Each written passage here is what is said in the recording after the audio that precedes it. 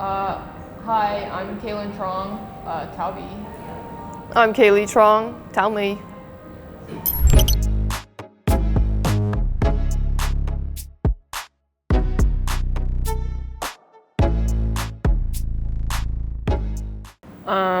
If we're together, she's a little taller, just a little bit. And our face structures are different. I think I have a more narrow face and hers is more like, it's a rounded shape. Yeah, when we're in street clothes, we like to wear jewelry. I have 3 ears, I have 3 holes, 3 piercings, and she only has 2. So I think that's the easiest way if you can't like tell height difference or facial structure.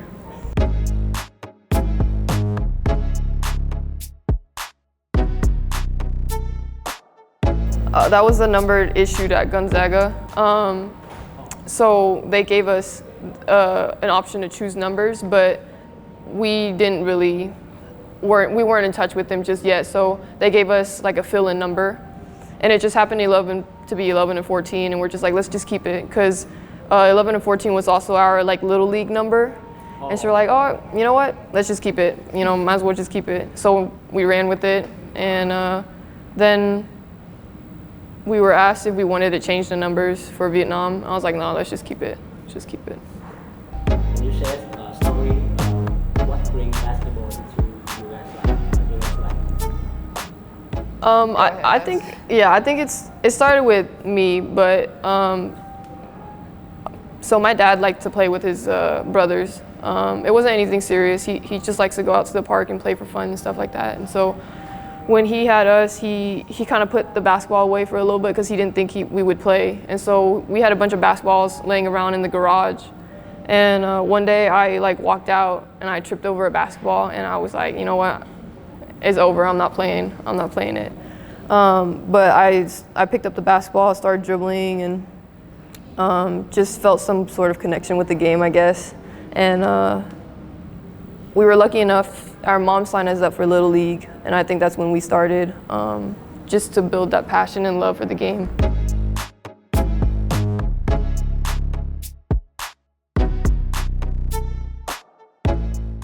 We didn't start taking it seriously until 8th grade, I think. That's when we learned that we could get a scholarship and go to college for basketball. It will help our parents out a lot, because college it's not cheap at all. So, and I mean, it's a plus that we love basketball too, so playing in college was one of our dreams, and we're living it now.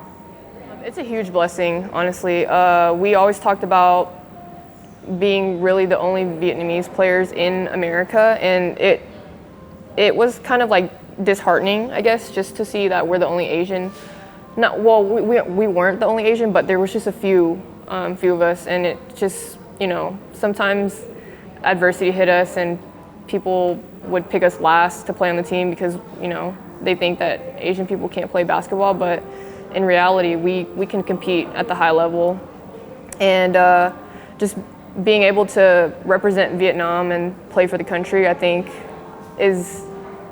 we want to make our family proud and just the whole country proud. So again, I really owe this opportunity to them inviting us back to play. We talked about it when we were little. It's always been a dream to play for Vietnam. It's always been in the talks and part of our dream, but we just didn't know if we were ever going to be given the opportunity to. So when we did, I couldn't stop smiling from ear to ear because, like Lynn said, I just want to be able to make our family proud, make the country proud, get in touch with our roots, and just possibly pave a way for the younger generation, just letting them know that anything's possible.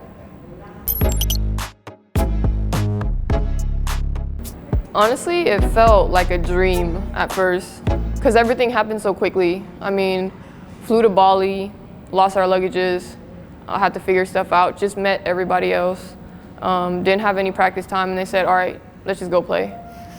So it was a quick turnaround, but right when we won, like I said, it literally felt like a dream. Everything happened so fast, so I couldn't really process it. until probably that night when we got back on the plane to go back to the States. But it brought me a lot of joy, a great accomplishment, and I think the thing that really touched my heart was when I saw Jiwang kind of tear up and cry, just how much like hard work she puts in and how happy we all are for the country and stuff like that. So yeah. It was our first like actual 3-on-3 tournament. So, you know, winning gold with AD and Jiwang, just our first time together, was just amazing. I still talk about it with our parents. And it's like a nonstop conversation. Once we start on Bali, it just doesn't stop. But, you know, I have to piggyback off of what she just said. I saw Alex cry, I saw Jiwang start tearing up, and it meant a lot to me because I realized, like, again, like you mentioned, women's basketball, you know, doesn't have that much support, you know, like the men's. So if we can just bring, you know, hype to the women's side, it'd be an honor.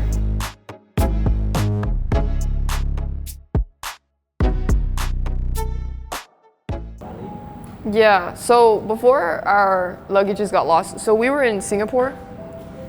And as soon as we got off the plane, we were so tired.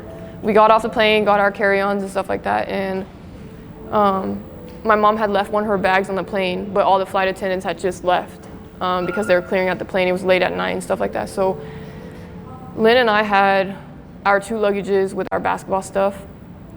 So AD and my mom ran back to the gate, right? We were almost at the front to leave or to go to the hotel. And they ran all the way back to get her bag. And I was like, oh my goodness. Like, it's just a long night. We should all just go to bed. It's just time to go to bed. We had to run back because the passport, we had to get our passport checked to get into Singapore to go to the hotel. And my mom left her bag under the seat in the airplane. So that's why we ran back to the plane to try to get it and then go. Yeah, but as soon as we touched down in Bali, we were waiting at baggage claim. All right, we saw there was a lot of people around the conveyor belt, and so we're like, okay, say no worries. Like a lot of people are still waiting for their luggages. Slowly, one by one, everyone starts leaving, grabbing their luggages and stuff like that. And we were trying to stay optimistic and very hopeful that our bag would come out. And my mom was already pacing back and forth. I said, Mom, relax, just relax. And she was on her way to the table to ask for some information about our luggages and stuff like that. Lynn and I were waiting right where the luggage was come out. They sent out a tote that said last bag, and I said that's it. We're not getting our bags tonight. So we're all scrambling to figure out what to do. It was late too, right? We're trying to figure out if we can go to the mall, grab some clothes just for tonight and stuff like that. And we were scheduled to practice that night. As soon as we got to the hotel, they said, let's just go eat dinner first and we'll figure everything out later. We got to dinner and it started pouring rain, and they said the court is just too slippery, like we can't go shoot on it and stuff like that. We were planning to go shoot in the rain because we haven't touched the FIBA or the 3-on-3 basketball yet, and we had asked our international teammates back at Gonzaga, and we asked them like, oh, is it different from a regular ball? And they're like, it's heavier, it's like a men's ball, but it's the size of a women's ball. And I was like, we have to go shoot, we have to go put some shots up because we haven't ever practiced with that basketball before. And we were planning, I was like, AD, let's go shoot in the rain. But it got late and it started pouring so hard. They were just like, no, just wait until the morning, get some rest and stuff like that. So we didn't even get to touch the basketball until we started playing. And now you told me that it's the first time you touched the ball. The basketball gods were on our side. Yeah. They said, I feel bad, so I'm just gonna let them make a few shots.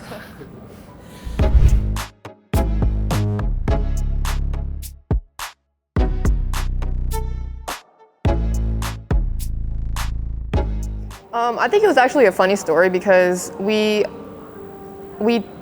Coach Yurkis reached out to us, I think, when we were about to get into college basketball, and like during college basketball, we have summer workouts, and summer workouts kind of overlap with SEA Games or just the national team. And so that happened, and then our freshman year, it kind of, COVID hit, so everything shut down, and I think that was the last time we spoke to Coach Yurkis. We kind of lost contact for a little bit. And then he reached out again junior year, or this year? Yeah, he reached out again this year and was like, hey, like SEA Games is gonna be hosted in Vietnam and stuff like that. And I had remembered his message to my mom earlier to us, and I was just like, if it's possible for us to do it, like let's do it, because this is what we've been wanting to do. And yeah, that was basically it. I think we lost contact for a little bit, but then when he reached out again, it was just, yeah, we were just happy to hear the news. Yeah.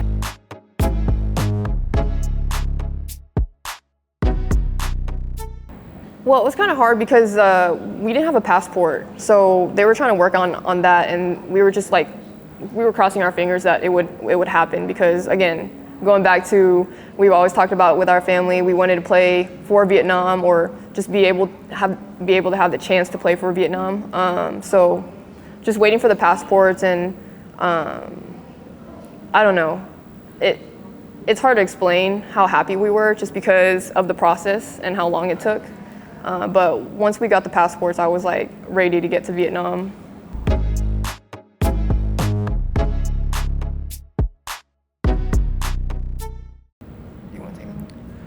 Yeah, so we flew in Monday, the 3rd, at around 3 o'clock-ish. Had to collect our luggages and stuff like that, and AD and Ji Wang were at the airport with us. Pooh was also there, and we had our fingers crossed.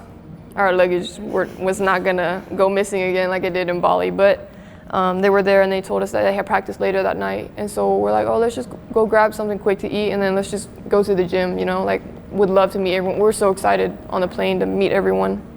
And we didn't practice the first night. We were just so tired being on the plane for 24-hour plus.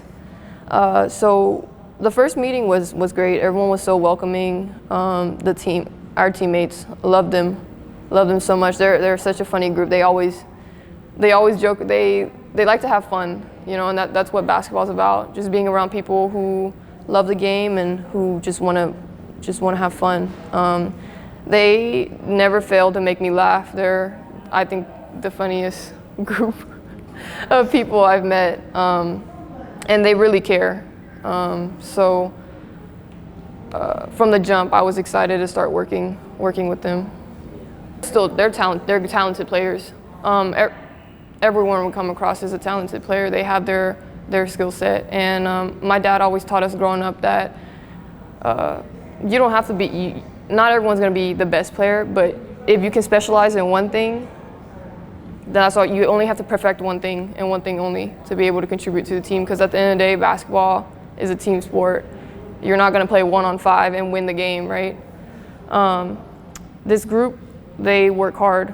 They will run through a brick wall for each other, and that's really all you can ask for from a team, right? And so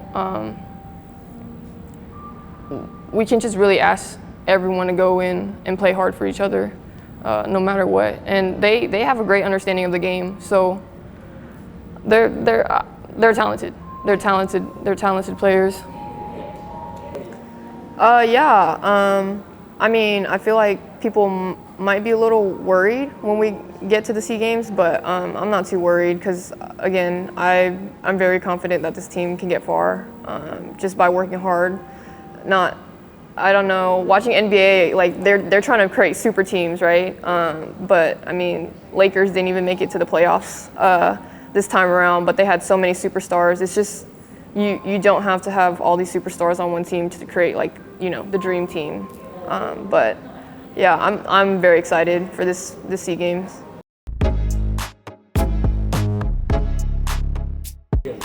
Oh yeah. We're definitely not WNBA players, but we'll try to help out for sure. I know Ji Wang works really hard, and I mean the whole team does, and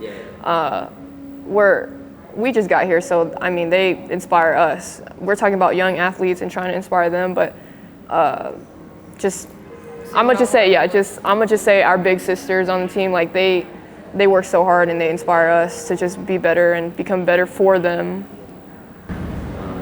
I try not to make like individual goals. I guess a personal goal you can say is just play well for the team, just not myself. But I don't know, it's kind of tough to make personal goals because my mindset is always to do whatever it takes to contribute to the team. So whatever the team needs, I want to do. I want to do that to help them. So not quite sure. Yeah, I'm not sure of personal goal either, but I know a team goal would just be medaling at the SEA Games. I mean, I guess you could put that as my personal goal too, but again, I think we're for the team, so it's kind of hard to think of personal goals